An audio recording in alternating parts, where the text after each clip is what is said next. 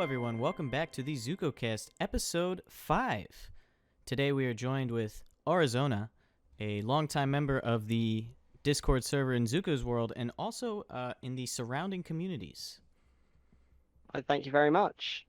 Welcome to the server, Aurazona. It's been a while since you've been here, I must say. A lot has changed. Yes, quite a bit. I mean, I'm gonna be honest, I don't even know where I am right now. You are currently residing in the on God Island in the underground section. We are in the podcast room, and this is just where we've gone. After I became a god, I decided I was going to chill it out a little bit. Though the world is kind of in the midst of a drowning right now, of a purging. I am currently drowning the world because someone stole the heart of Atlantis, which kept the monsters from the sea. There's been a lot of lore. There's been a lot of lore. I also have masks if you want one. Oh, oh yeah, there is. Oh, that.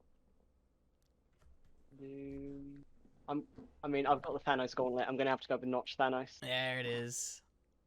Yeah, Notch Thanos is my personal favorite, actually. I've even got, you can see it right here, I got a little Notch plushie sitting here. Which has been a topic of discussion with a lot of people because he's been very controversial. I don't know how much you know about him, but he's been called a transphobe, he's been called a racist, and we're talking about the creator of Minecraft. He didn't get invited to Minecon because of it. My God.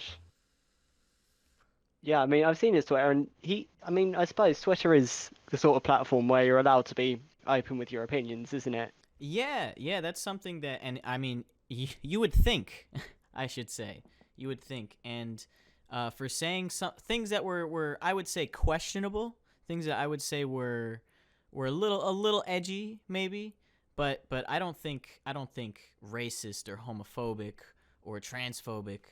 And I mean, this dude got canceled so quick, but we're talking about a billionaire. I think he'll be all right. I think he'll be fine. Yeah, I think he'll pull through. Yeah.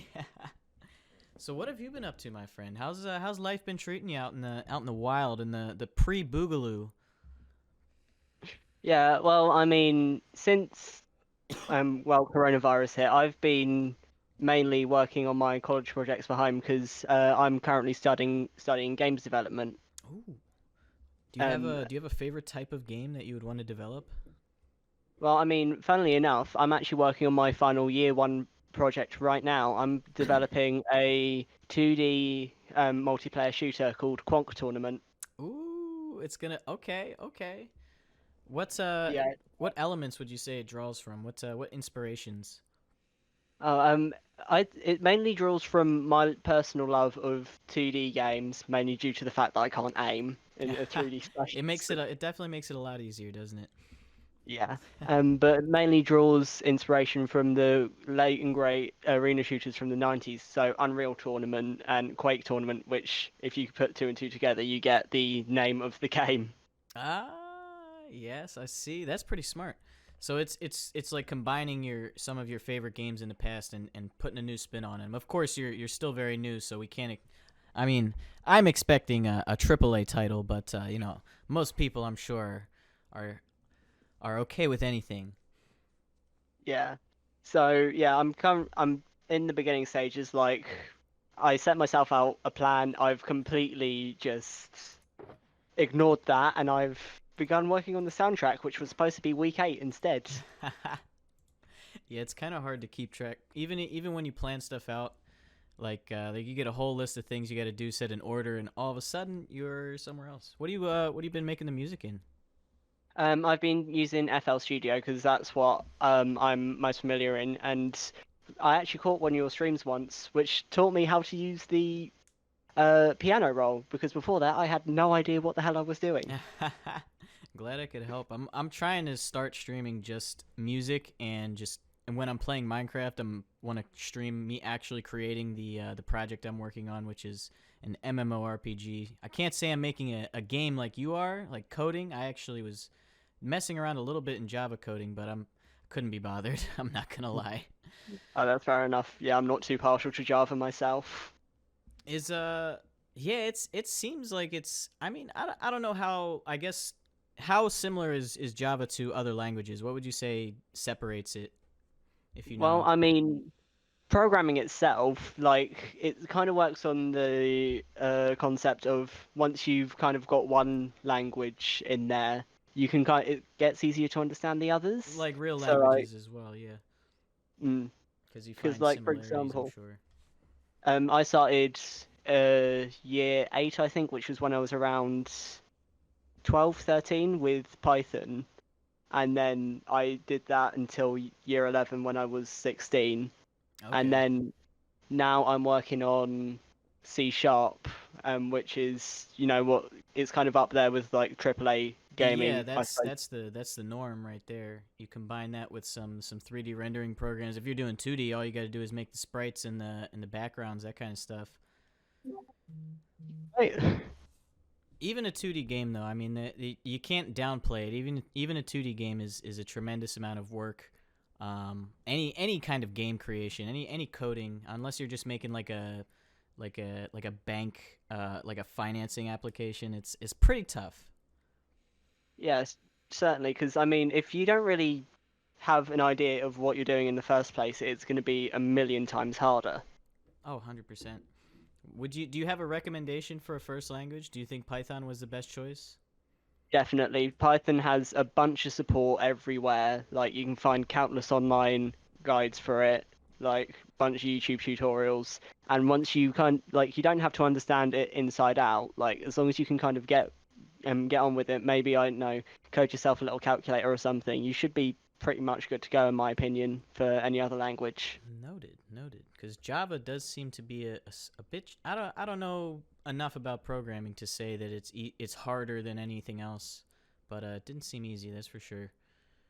I Um, mean, you got YouTube tutorials. Just learn Java in 11 minutes. I'm like, okay, let's do this.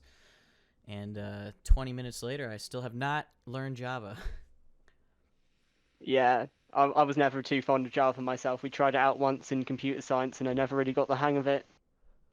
The best programming language that I know, funny enough, is Scratch, because I because love that's what I Scratch. learned. And it's so fun, but it does translate to other languages. I feel like it has it gives you the bare bones, like the essentials, what you need to know about what programming is, and puts it in like a kid friendly like learning development form. And Mm. that's pretty much how I got all my knowledge on just the fundamentals of programming, to the point that I feel comfortable, like if I needed to fix a certain line of code or was working with Java plugins, which is something I'm actually getting into, I Ooh, could look up a tutorial and figure it out. YouTube is the savior as long as you know the fundamentals. through that. Same with video editing, same with music making. It's just learn the fundamentals and then you're good to go. You just say, I want to do this. Google it, and there you go. You figured out how to do it. Yeah, definitely. Dude, Mm. Mm. programming. That shit is hard. It's really hard. I tried to do Java programming, as I said. Like Java Minecraft plugins. I tried to just get right into the Minecraft plugins, and I was like, I don't know about Java to be able to do this. Like I started reading a tutorial, I started watching a tutorial, and they just started speaking in a foreign language to me. But Yeah. that's something I would really love to get into, or just meet someone who does Java programming, because that's a fun one. That's a fun one. Yeah, unfortunately, programming is one of the things where you got to learn to walk before you run, rather than the other way around. Yeah, yeah. You can't just hop into anything. I learned that lesson for sure. My years of Scratch have failed me. Well, I mean, I'd consider Scratch as if you were to consider like your first actual programming language at school, you could consider Scratch kind of like preschool or kindergarten. It really is. It really is. It's not gonna get you into programming, and I know I actually have a lot of long term friends from that website because I was very prominent on it. That have moved on to things like animation and music, outside of programming, just because it's not for everybody. It's definitely not for everybody.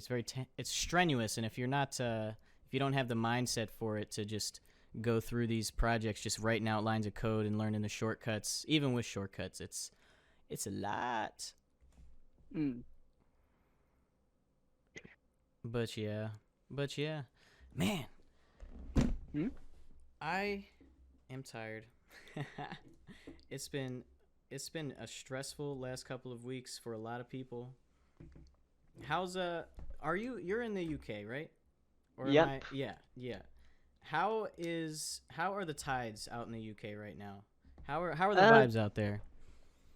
They're sort of mixed, I'm gonna be honest. Like, we've started to open everything up again, even though, as it stands, it's really not a good idea because we're gonna get a second wave at this rate. But All across the board, everybody's saying that. And then on the upside, I hmm? got to see my mates. Yeah. I'm gonna get to. I'm not really gonna be doing anything different. I don't plan on going to clubs or anything like that. I'm definitely worried that even if I get it, I might be just fine. But I'm not trying to be responsible for someone else's infection and possibly even death. Like the idea of that is just nope. I'm good. But regardless, people are protesting. Some people are wearing masks. Some people are just saying fuck it, no masks. And it's a scary time. I will say it's interesting to see that it's more than just the United States. It's deeper than just specific protests as well. It's not just a specific movement. It seems very across the board. It seems people are just fed up in general. Yeah, I mean, this whole thing that's been happening in the US, it spread to even my little town. Like, we had, I think it was last Saturday, there was a march for the whole Black Lives Matter thing. Yeah, and we're talking like small towns, suburban areas. It's everywhere from the rural areas to the cities. It's somebody's getting up and holding a sign. Something that stuck with me that one of my buddies told me was he asked somebody what they were holding a sign. He was near a protest, and he asked them what the sign meant because it was some kind of metaphor or something. And the dude said, I don't know. I have no clue what this sign means. He's like, well, did you make the sign? Nope. Somebody gave it to me. And so to think about that, it's like this dude does not know what he's protesting, perhaps. Like, he doesn't really even know what he's out here doing, but he knows he's doing something. And I think that's a lot of people. I think there's not it's not organized. It's just kind of like controlled chaos. And groups like Black Lives Matter, as big as they are, I worry that they could be corrupted themselves. I worry that they could be compromised. I've actually heard a few different. I've heard some rumors here and there. I've heard about like who runs BLM, who funds them. I mean, think about here's some food for thought. What is the goal of Black Lives Matter? What is their plan? I mean, I suppose, wouldn't it be, I mean, it's a bit stupid that it's not happened already, but the treating of those with darker skin, don't know if that's the right way to put it. I'm shit with stuff like this, but yeah, it's basically treating other people like you would, like anyone else would treat each other. Like you And would, the fact to treat people with respect, with dignity, with just like how you would treat your family, I guess is a good way to put it. The friendliness of it, for sure. That being said, it's something that isn't very clearly laid out. It's something that seems just a little too broad, and the reason that it worries me is because they're sending so much money to these guys. The question then becomes, what is the money going towards? And I mean, we could very well see some news in the future, and I could just be not well versed. I may not know my facts, and they have a plan and all that, but that is something. And I've talked with a few people. I've talked with a few black people about this too, that think the same thing. That think that it's like this movement, I think there might be more white people than black people in Black Lives Matter. Let that sink in. That's a possibility. Mm. Now, all right, I'm not gonna stay on this topic too long. It is a little controversial. I don't want to. If you don't know too much about it, we'll leave it for another day. But it's just some food for thought. Just some food for thought. Definitely. Uh, oh, here's an idea. Did you catch the S&P Live reunion? I did not. How did that go? I've been a little out of the loop. I saw there Oh, was one. There was like Michael McChill did something, and a few others. yeah, it was for raising the bar. I'm pretty sure. I ended up watching all 12 hours. Funnily enough. Oh wow. Wasn't it on a different server? Yeah, they did it on a different server. Like, uh, enough, Lunch Club was pretty absent from it. Yeah, I from what I heard, it like I didn't see them streaming. I did see McChill. I actually followed I did see the final end of, like, I saw like the last hour or so of that. And I actually like followed a few new people from SMP Live that I didn't know were in it. Um, but it did seem kind of like half-hearted. It didn't look like it was everybody was there. Looked kind of last minute. And Lunch Club is seemed to have disappeared. They're just all chilling. I feel like they're all just kind of partying, doing their thing, hanging out. I mean, Who that's knows? fair enough. Because I mean, as great as Lunch Club is, and their roots are utterly cemented in SMP Live. If I were them, I wouldn't want to be the SMP Live guys. You know, I'd want to be Lunch Club. A I hundred wouldn't want to be percent. known just for SMP Live. 100%. Did they show up at all? Did anyone from Lunch Club Um, go to the event? yeah, Carson Schlatt. I think Ted popped up at some point. I Okay, so they were don't there. remember. Yeah, a few of the front runners were there definitely, Okay. but they kind of more popped in for a little bit and then went off. I'm pretty sure. Yeah, yeah. Carson's streams have been, he can literally just he can start a stream up and immediately make bank. I look forward to Very what he's doing in the future because he can do a lot at this point. And the entirety of Lunch Club at this point, they're a powerhouse in the YouTube community now. And they're just beginning. They're just beginning. They haven't hit their channels, what, like 100, 200K, maybe a little bit more at this point. I might be behind. Can Google that actually. Lunch Club. Oh, they're almost to 1 million. They're at 700K. Yeah, Ooh, okay. powerhouse, absolute powerhouse. And I reckon. yeah, yeah. What was that? Sorry. I reckon if they were to upload more regularly, they could easily cement themselves even potentially up there with, you know, some of the big names. Like, what was that one thing? Like, for example, to the scale of Jake Paul's group. Yeah, Team 10. You got like That's it. Smosh. I think Rocket Jump is got their own like group, but I mean we're talking like groups of YouTubers. There's a lot. But yeah, no, Team 10 level, but less scummy. Like Definitely. their humor is dry but like very satisfying. Like the video they made that's just them stealing from other YouTubers. That kind of cemented like their position. First of all, like they could just kind of go to these people's house and be like, "We're gonna steal stuff from you." And I thought that was Yeah, a hilarious.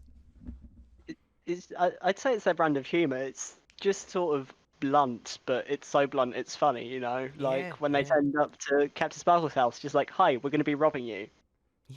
yeah. I was cracking up with all that. It really feels like the high school lunch table, like that one high school lunch table just decided to make a YouTube channel. Like I feel like that's I don't know if that's what their name inspiration was, but like it feels like that. It feels like a bunch of dudes that were sitting together at a lunch table were like, let's pull a camera out, let's do some stuff. And there they Bunch of are. dudes being guys.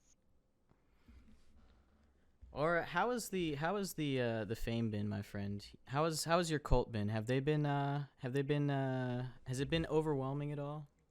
Well, I mean, I'd like to say that I've taken to it pretty well. I mean, I've gotten to the point where my Instagram bio is now cult figurehead. Cult figurehead.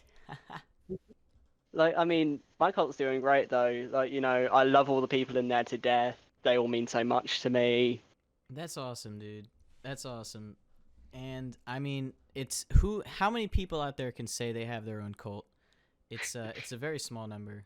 There's actually a real life cult, not a digital cult, a real life cult, like right near me, that that has been around since I was a little kid. Me and my buddies were thinking about filming there, maybe getting the inside scoop for a bit. But we have to we first have to do our research. We have to get a team on the ground. We have to get those spy binoculars. Definitely. Oh, but my friend, I mean, yes. sorry, I interrupted you. No, you're good. You're good. I am. I mean, Yeah. yeah, I mean, I feel like a cult investigation by you would be really interesting because you bring kind of a brand of personality to it that I don't think's been explored before.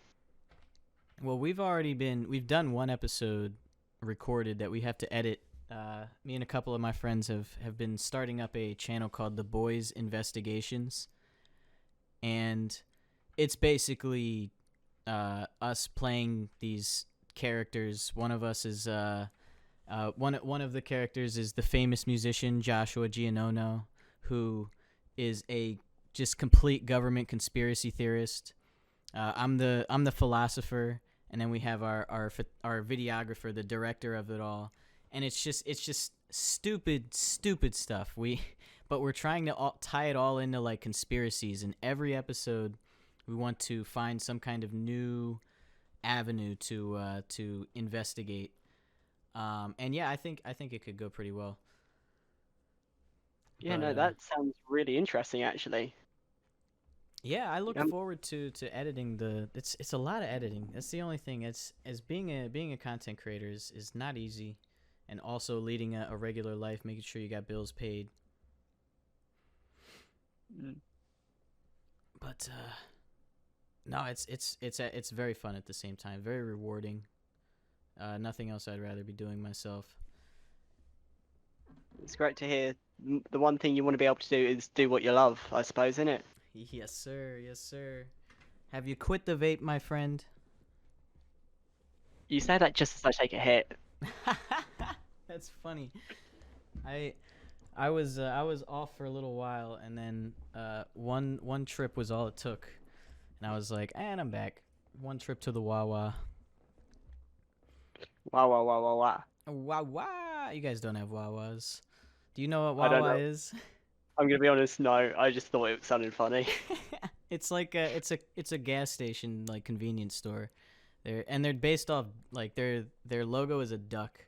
Wow wow wow wow wow wow. Yeah, I would always call it Wawa. Wawa. Wawa. Wow. But it's Wawa.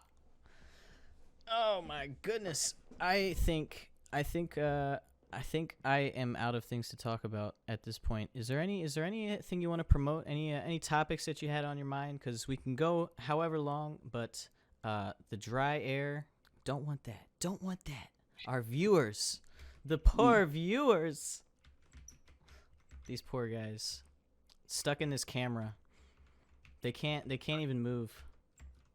By the God, way, it must I suck. didn't tell you how I do this. I record on my on OBS. I record the audio, and then I also record in game, and I slap a camera right here on the top, and I just have it record the entire thing.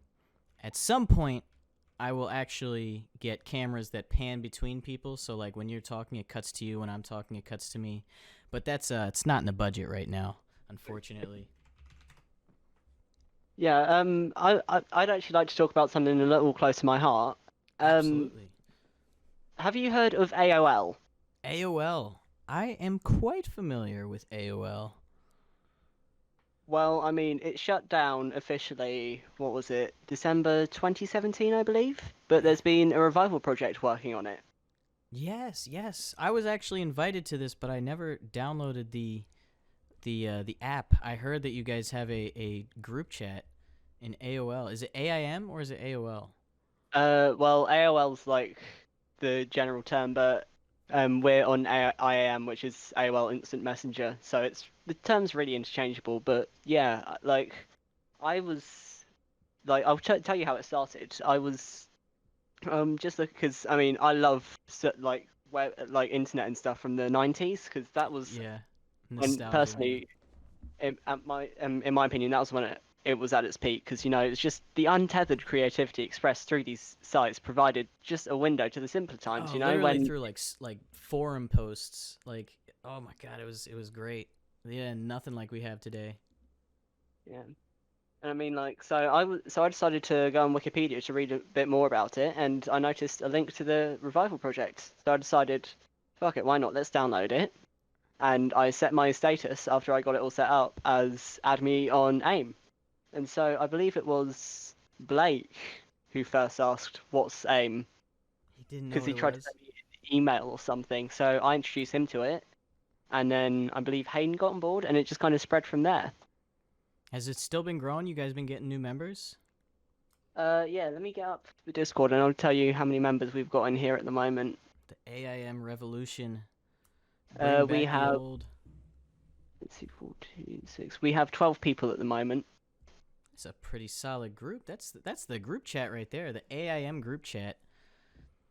I Yeah, love I that. mean, it's just fun really because you can just hop on and annoy your mates because it still has all the classic sounds. And I managed to, Oh yes. 'cause came to a realization when somebody like logs out, it has a door closing sound, Oh and my I'm god. pretty sure that's the same door close sound that's used in Schlatt's stream highlights. Oh, I know what you're talking about. That like Yeah, well, the ending. Yeah, like right at the beginning when it does that door sound. Like what's poppin'? I know yeah, what you mean. That's a cool sounding door sound. yeah. So, and because probably what I think is one of the driving forces behind it as well is because the revival project is really small. So, literally, loads of usernames are open. For example, I got the username Aura, nothing more, nothing less, just Ooh. Aura. I wonder if Zuko still exists. Probably not. Maybe, maybe. I Well, think, if you guys want to join Aura's AOL server, make sure to hit him up. Make sure to hit him up. Gotta yeah, DM we'd him. always have new members. Yeah, let's see. I think I've got a couple more topics, if that's cool with you. Absolutely, my friend. Absolutely. So, I mean, in my spare time, I enjoy working back to development a bit. I enjoy working on Discord bots. Oh, that's really cool. I did not know Yeah, you did that. Have you done any um, bots for like any of the servers that we're in, like Daily Schlattwalking? well, on and off. I've been working on a bot for the Daily Schlattwalking server. I'd say that I've been working on it consistently, but that's a lie. Yeah, I'm planning to do just a few basic things. So, like, a general help command, maybe uh, a random video picker. So, like, oh, you should watch Slatwalk number, blah, blah, blah. But I mean, Okay, um, that's as pretty far as cool. bot development goes, it's actually pretty open because, as of course, Discord itself has gotten more popular, so is the development aspect of it to the point where there's multiple different languages because it's not just Java that you can do it. Because I'm doing it in C Sharp, for example. I was just gonna ask that actually. That's really cool. So you can kind of use your favorite language to program Discord bots. That's what's kind of sucks about uh, Minecraft coding is it's all Java. You have to use Java. You're forced to use Java, which is Yeah, it's just understandable. Understandable. But Discord bots, that's good to know. Once you get when you get your skills up, have to uh, have to DM me. Have to show me what you got. Talk to Amelia too. They're very into the Discord bots. They're working on Schlattman bot. oh. Perhaps you could learn a thing or two from them. Oh yeah, I'd love to learn, definitely. Like, at the moment, probably the main one that I've got live is a stupid little one called Tildabot, and all it does is it takes your message and puts a tilde at the end of it. That's it. That's that early level stuff like the hello world, like Mm. pick a random number.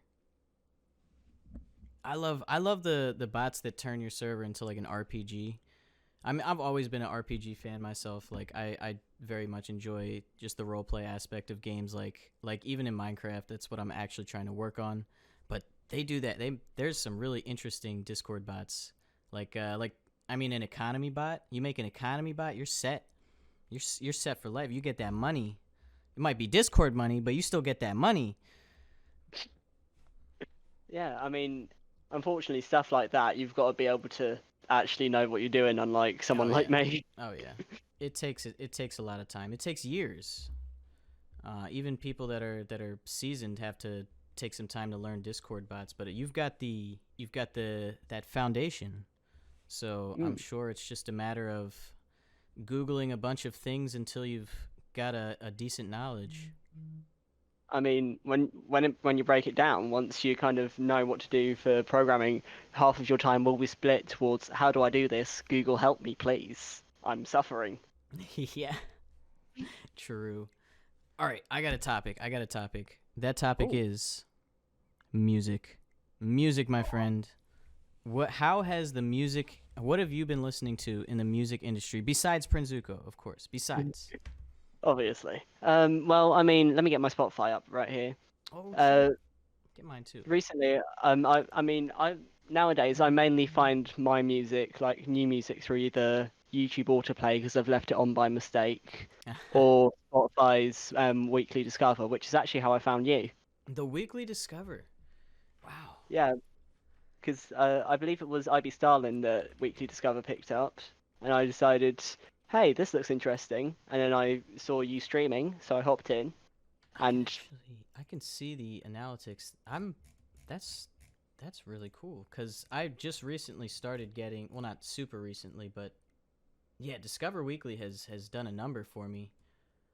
That is dope.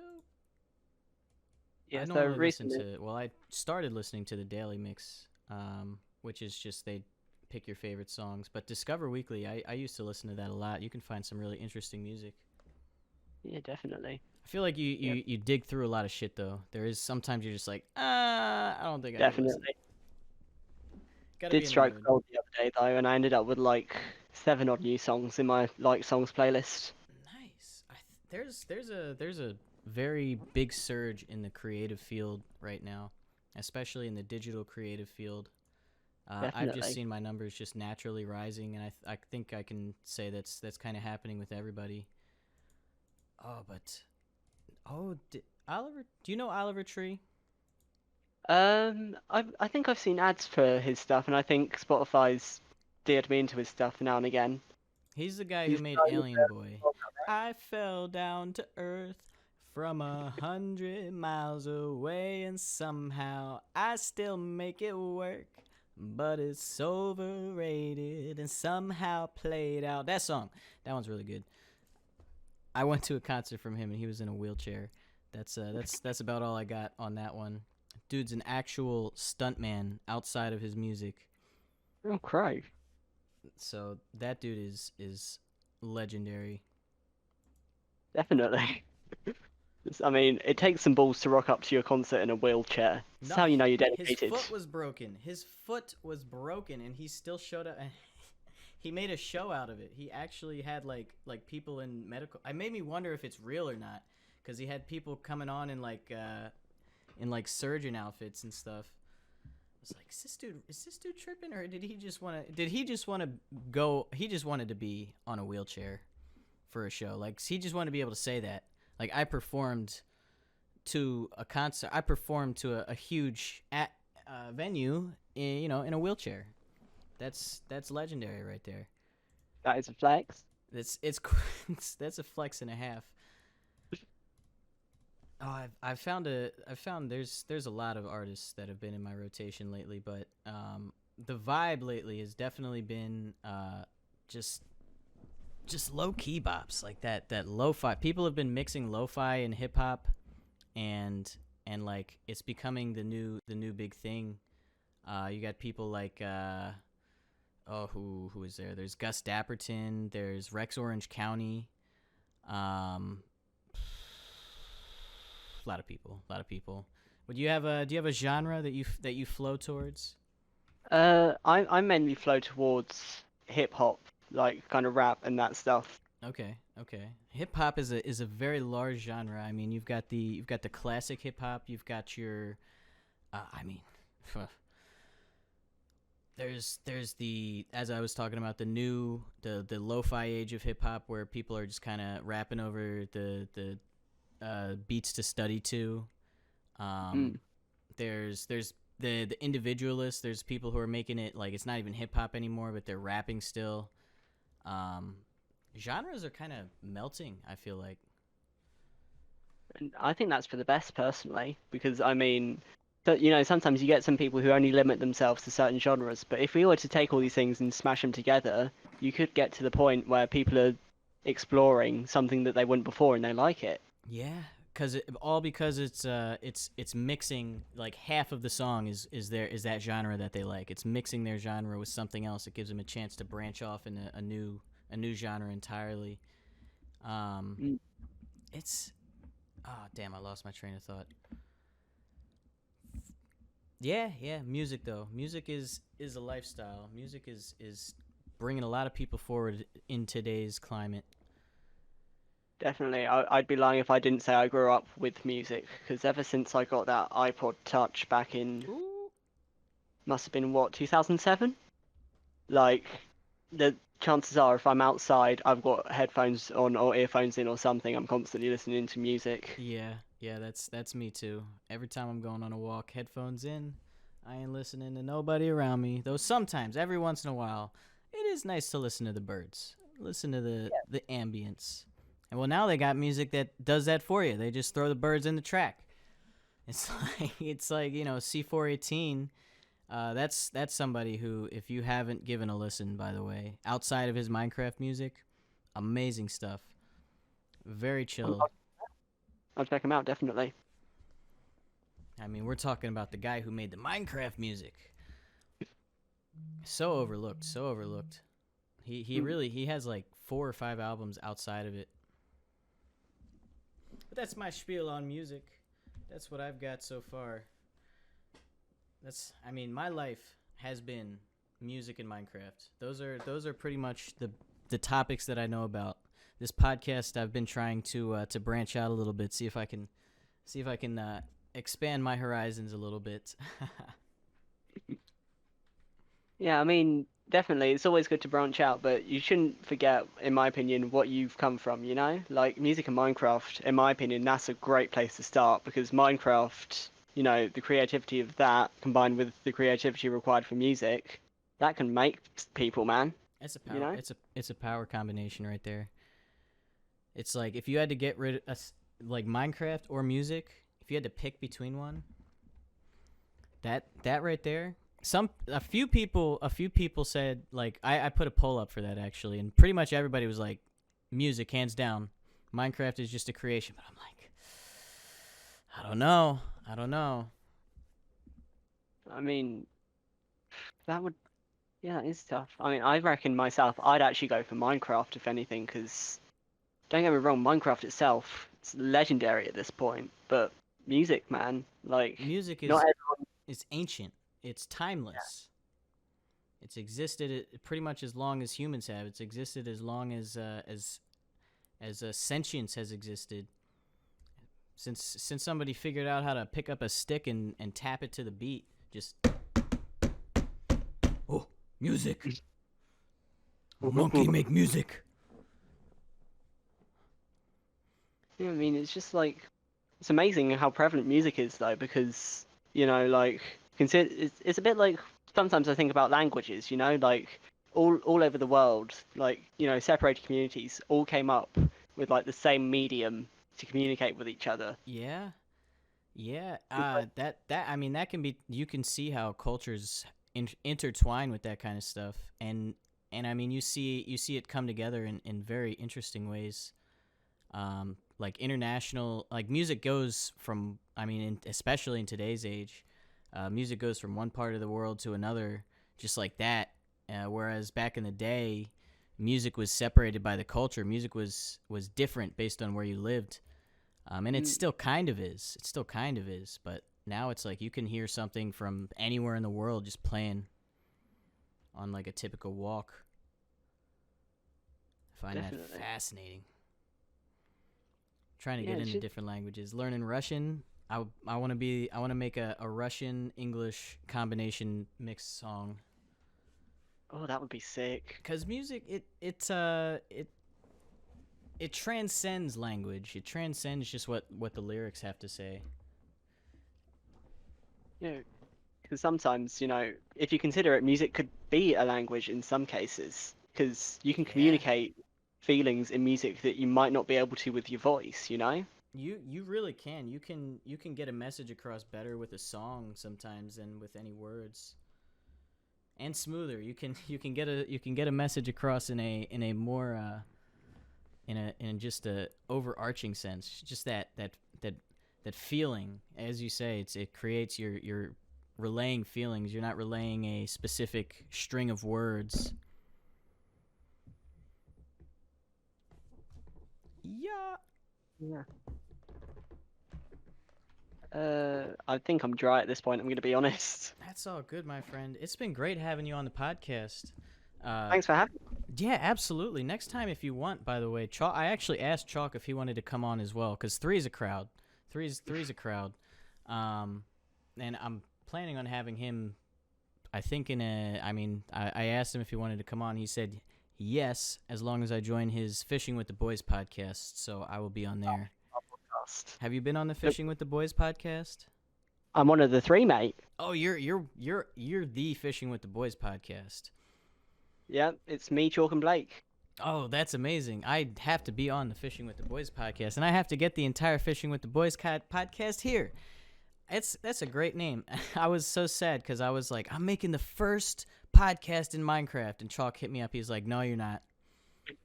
Yeah, I'm sorry to tell you that, mate. You guys beat me to it. But I can say it's the first in-game studio podcast. In-game definitely. podcast studio.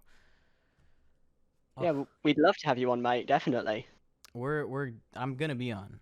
I hope it's soon. I think I've already hit up. I mean, Blake's been on here. Now you've been on here, and Chalk will be on here. I'll have all three of you guys on my podcast, so it's only fair that I join your guys' podcast. True that. Do you guys tell me a little bit about your podcast actually? Because as you can see, I'm a new podcaster. What I've been doing is just coming in here with no plans whatsoever and just chatting it up, and it turns out pretty well for the most part. I'm not sitting here with notes though. Well, I mean, I'm gonna be honest. We're kind of in the same boat because we're new. We started what, 3 odd weeks ago, give or take. Gotcha. Our gimmick is that we go to places in Minecraft and we fish. Though for our second episode, we ended up. Besides Terraria. Did you fish in Terraria Yeah. at least? Yeah, we fished for a bit and then duplication happened. Was not fun. Yeah, make sure to keep. I love the idea of the Fishing with the Boys. You could do it in multiple games. I feel like you could like any game that has fishing. You could expand that as well, but regardless, and then the opus, the crowning episode would be you guys all getting together and fishing, IRL. Oh, that would take a plane trip and a half, mate. Yeah, it would. But that's what's great. You don't have to do that. Luckily, we can just hop in Minecraft and fish together. Minecraft has brought so many people together. Minecraft is a community more than so many other things. I mean, that's what this podcast is about. Is a lot of people. I'm bringing people that really don't have too much in common, except Minecraft. When you have Minecraft in common, there's just that connection.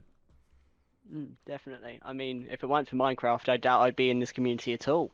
Oh, 100%. 100%. I would be doing different things with my life. Don't think I'd still be doing music, honestly. The fact that I was able to combine the two, and I mean, that's really what kept me going. C418, my friend. But yeah, it's been great having you on the podcast. I hope to be on yours. I hope to see your guys' podcast grow alongside mine, because podcast it's not an easy thing to do.